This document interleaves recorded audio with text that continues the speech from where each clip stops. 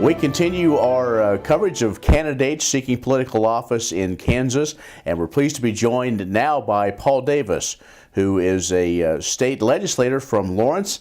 He, in fact, serves as the minority leader in the Kansas House of Representatives. Well, Paul, thanks a lot for joining us. Great to be with you.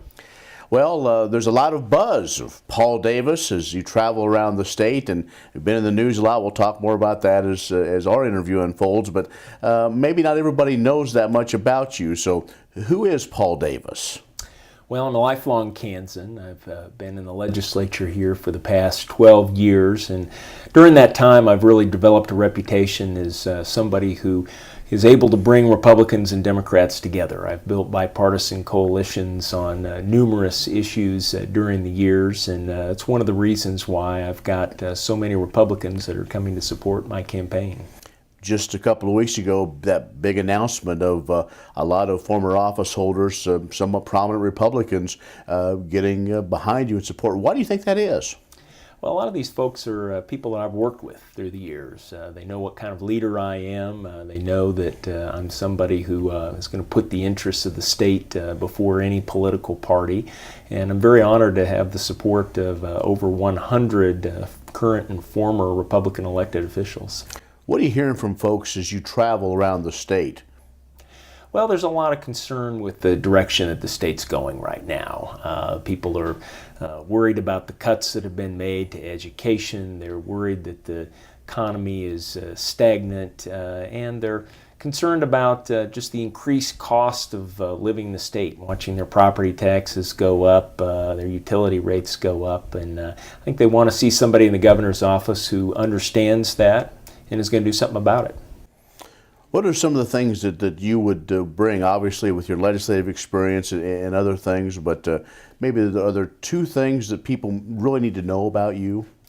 Well, I think first they need to know that I'm not an ideologue on the left or the right. I'm very much in the middle. I'm a centrist, a moderate, somebody who looks for the center and tries to bring people together. I'm also somebody who listens. I've spent a lot of time during this campaign and before the campaign listening to Kansans about what their concerns are and trying to find practical solutions to the problems that our state's facing. We're talking with Paul Davis, the Democratic nominee for governor of the state of Kansas. We'll talk about a variety of subjects coming up. You're watching Kansas Ag Report. This segment brought to you by Oldie Seed Farms, carrying soil-specific seed. Find them on the web at oldieseed.com. That's OHLDE seed.com. Farmers Insurance, your best protection against the unexpected. Call Agent Dan Key at 785-408-5459. Grass and Grain, online or in the mail, keeping Kansas farmers informed for over 60 years. grassandgrain.com. Blue River Traders, the finest selection of Western-style furniture for your home. BlueRiverTraders.com.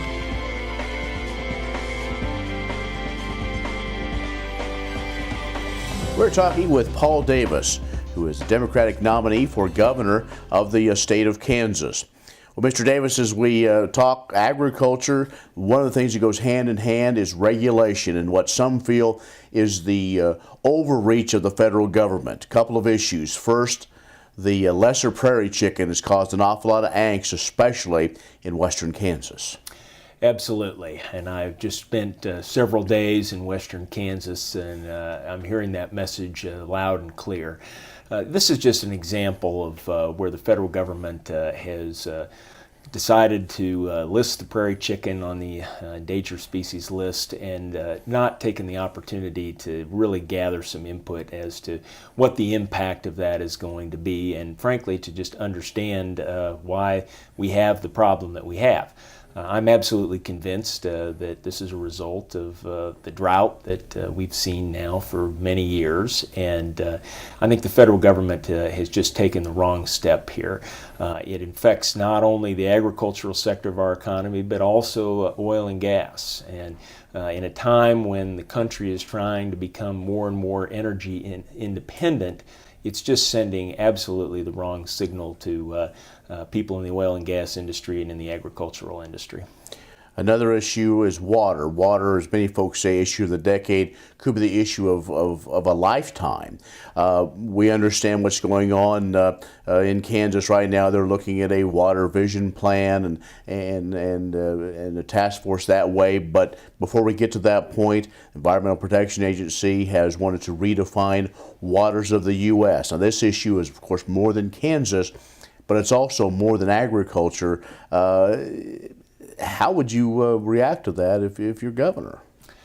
Well, this is another example of where the federal government has just gone in the wrong direction here. I mean, they're trying to get into regulating waters that they've never regulated before, and frankly, I don't think have any business getting into. And it's good to see that a number of states and agricultural interests are trying to have a dialogue with EPA and make them understand the impact of what they're proposing to do. And I'm hoping that they're going to be successful in that, and I certainly want to be a big part in helping that. We'll talk about those agencies, others, and the role they could play with the state as far as maybe to not help grow the economy. What can be done from a state level standpoint? Well, I think that what we have to do is engage the federal government and do it in a very proactive way. And because oftentimes, folks in Washington, D.C. just don't understand how these regulations and rules really affect the farmer, the independent oil and gas operator. And we have got to do, I think, the best job that we can, and I think as state government, we need to take the lead in making sure that people in Washington, D.C. really understand what is happening here and how these things affect our state. We're talking with Paul Davis, who is a candidate for governor in Kansas. You're watching kansasAGreport.